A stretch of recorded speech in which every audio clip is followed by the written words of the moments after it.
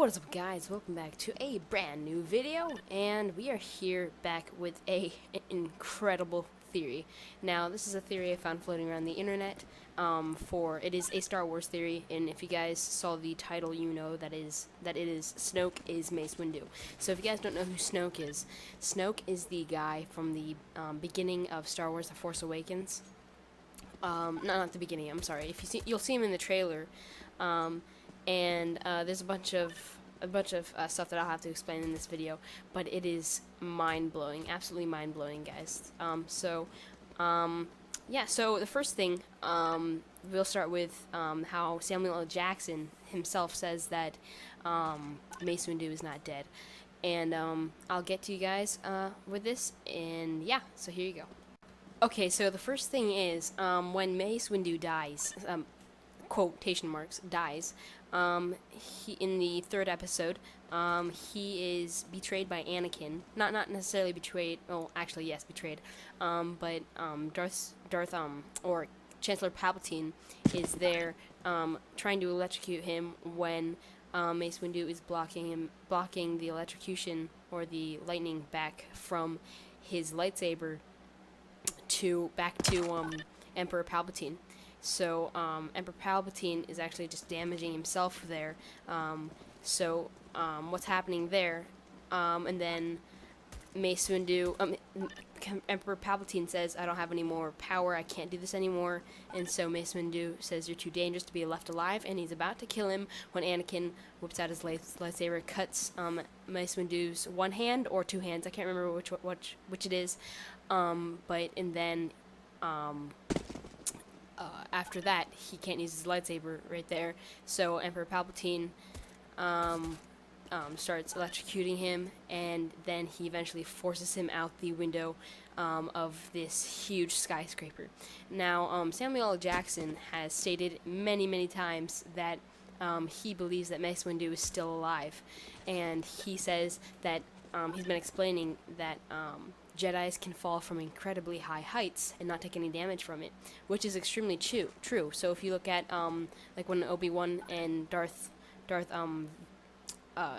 Obi-Wan and Qui-Gon Jinn and Darth Maul are fighting, you'll see that Obi-Wan falls, and then you'll even see that Mace Windu in the Battle of Geonosis, or I can't remember how to pronounce that.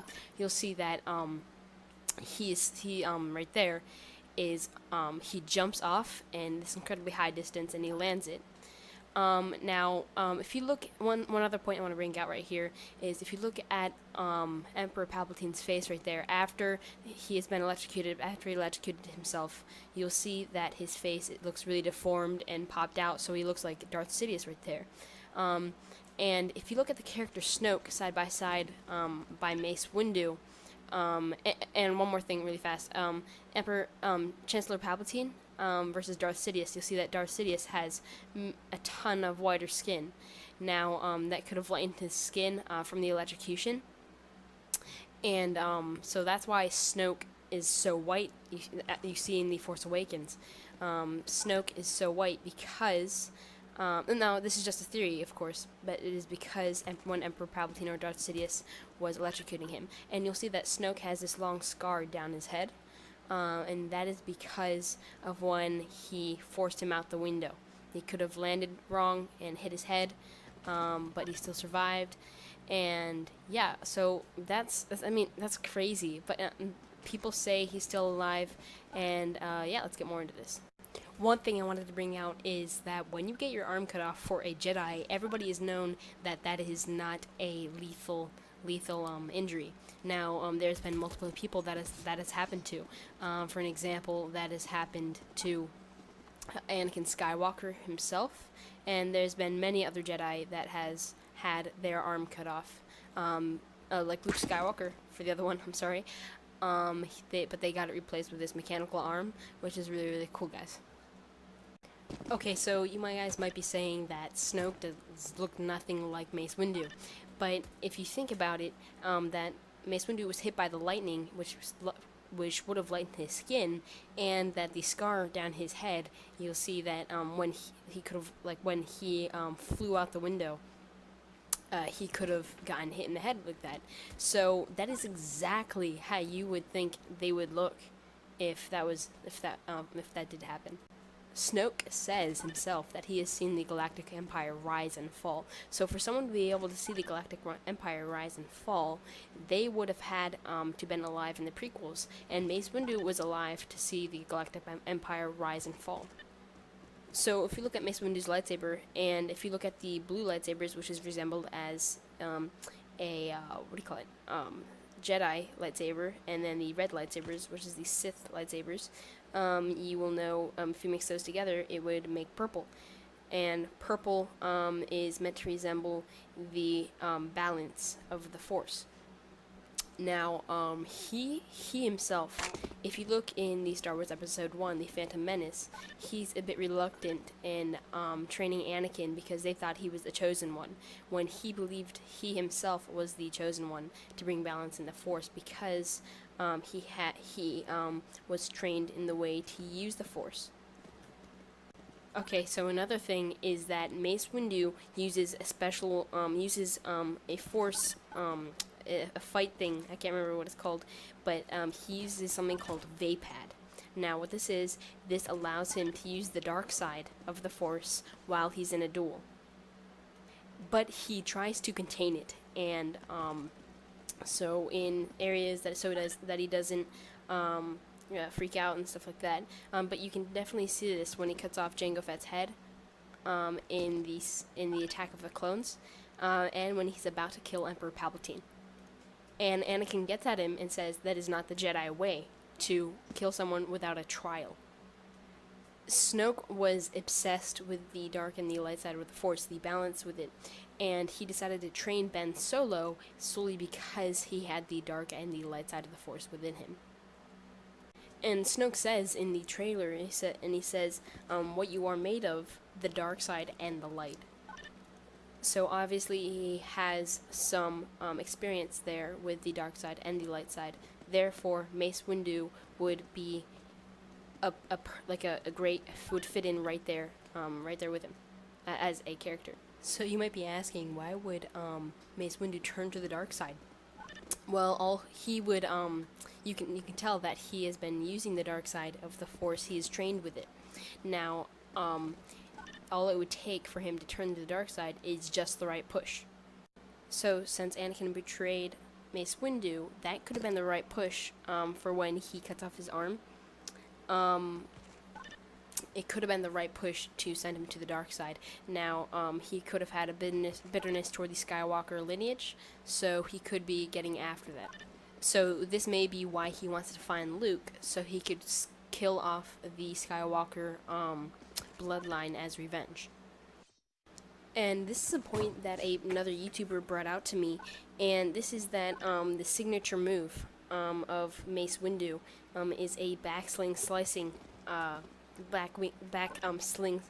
slicing move back behind your back, and this was shown in multiple movies of Mace Windu doing this, and you can see when he cuts off Jango Fett's head, when he's fighting Emperor Palpatine, and many other fights, you'll see that Mace Windu does that backsling like that, and you'll see that Kylo Ren does it many times throughout The Force Awakens when he's fighting Rey. So that would be because Snoke or Mace Windu had trained Kylo Ren. So this is one of the most interesting aspects of this theory is that Finn could and is through this theory is Mace Windu's son. So and I will get to why he's in the Stormtrooper place there in a minute, but one thing really fast is that when Snoke says to Kylo Ren, there has been an awakening, he asks him, have you felt it? And you can hear that in the trailer, and Kylo Ren says yes. They're not talking about the Force Awakening in Rey, they're talking about the Force Awakening in Finn. The only thing that has happened before And the only people that have been using the Force abilities or haven't had an awakening in the Force is Finn, because when Snoke says there's been an awakening, that's more toward the middle of the movie, and then Rey's Force, the first time she uses the Force, is after that, about 20 minutes after that, and then when Finn supposedly awakens, you will see that is about 5 or 6 minutes into the movie. So you can see Kylo Ren staring at him very suspiciously, looking at him, and you will see, because he noticed that there has been an awakening in Finn, and you'll know that Finn is very, very Force sensitive, and after that he helps Poe Dameron get away on Jakku. So the theory is that Finn didn't show much potential in the Force when he was a child, just like, Snoke, or Mace Windu, was disappointed in him and searched for a more better child in the Force. And so he went for Ben Solo, which is also known as Kylo Ren. But he didn't want to abandon Finn because he might be of some use later on, so he put him in the Stormtrooper service under the supervision of Ben Solo, or Kylo Ren, which Snoke had trained. So once he helps Poe Dameron escape, you can see that all the people are saying we're trying to search for what Stormtrooper helped him escape. He automatically knows which one it was. It was FN 2187. He knows this because he felt the Force awakening in Finn. So in the last fight with Finn and Rey, before Finn's back gets sliced by he gets hurt by or injured by Kylo Ren, Kylo Ren tends to call him a traitor, and more toward a personal way than an angrily way. And and they're fighting for a little while there, and then when Finn finally gets Kylo Ren's arm, you'll see that he chooses to punch Finn and then slice his back a little bit. It didn't kill him, it was not fatal. You'll see at the end that he's still alive. He could have killed Finn very well there, but he chose to keep him alive. That is because Mace Windu wanted him still alive. He didn't want his son killed. So there you have it, guys. It's an insane theory. I hope you guys enjoyed the video. If you did, go ahead and give me a thumbs up. Go ahead and hit the like button, and if you're new, guys, go ahead and hit the subscribe button. That would be greatly appreciated. See you guys later.